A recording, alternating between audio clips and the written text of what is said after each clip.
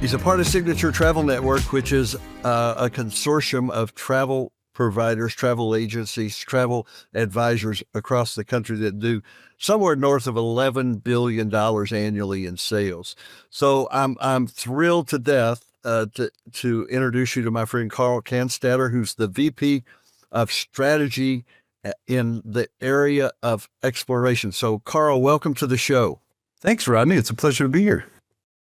So 37 years of experience, and a lot of it's been hiding out at one pole or the other, right?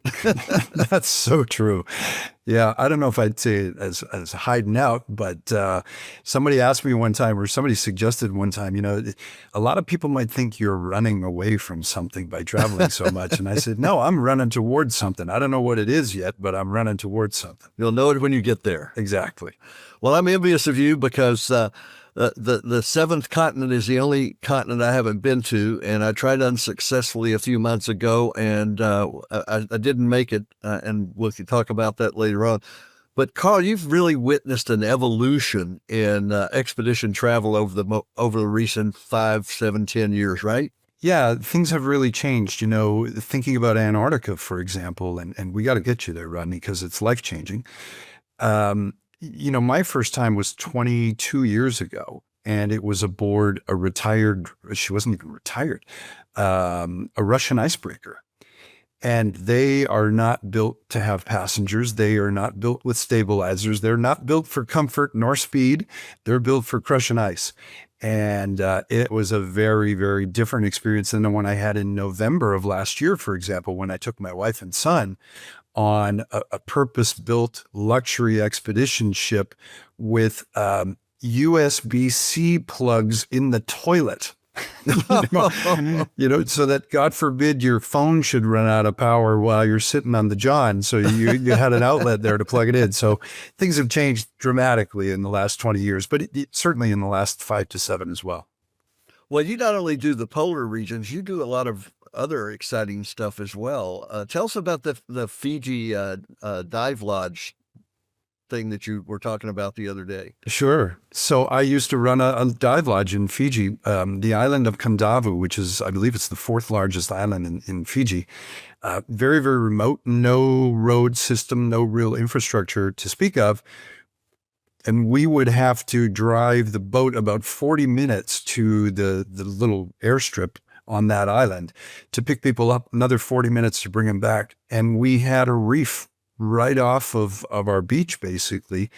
And just some of the most spectacular diving that I've done, and snorkeling. It was so beautiful, and you didn't have to go to any significant depth to do it either. So yeah, I've been fortunate. I've been really blessed to have had a great career in travel and just to have explored the world. Well, we're calling this episode the Luxurification of Adventure Travel, the intersection, if you will, of comfort and challenge. And I think the USB-C plug was just the tip of the iceberg there. So explain to us what you're talking about when you say the luxurification of adventure travel. Sure. We talk a lot about luxury, and I think that term gets overused and misused.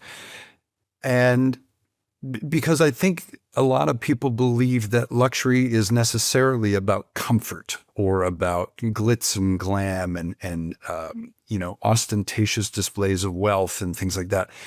But what we're finding in the industry is that there is something to be said about the luxury of place, let's say, or the luxury of access. So your viewers will have heard about, or I suspect some of them will have heard about, trekking with mountain gorillas, in Rwanda, for example. And I'm sure when that started out, it was a pretty rough and tumble and rugged experience. It's still rugged in the sense that you're climbing around in these very wet jungles in Africa, going to look for these groups, these family groups of mountain gorillas. But boy, oh boy, when you get back to the lodge these days, have things ever changed from what it would have been 20 years ago?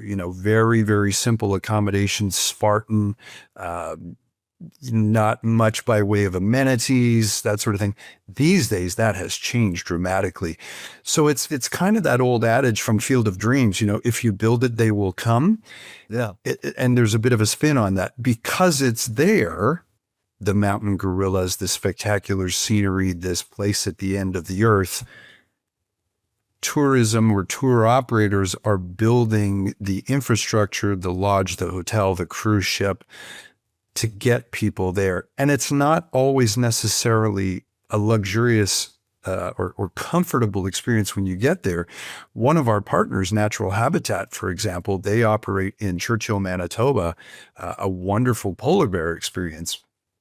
And as far as I'm aware, there are no 5-star properties in Churchill, Manitoba. It's, you're kind of at the end of the road there. Yeah.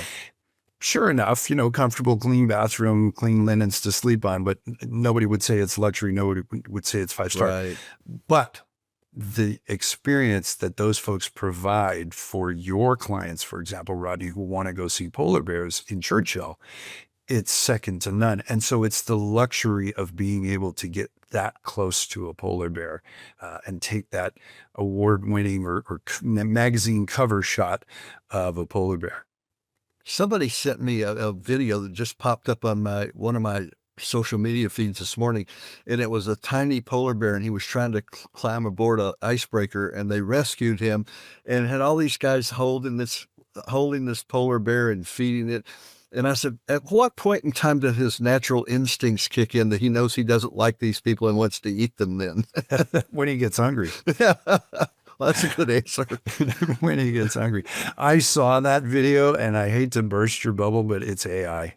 Is it really? Someone generated that. Yeah. Now, how would you know that?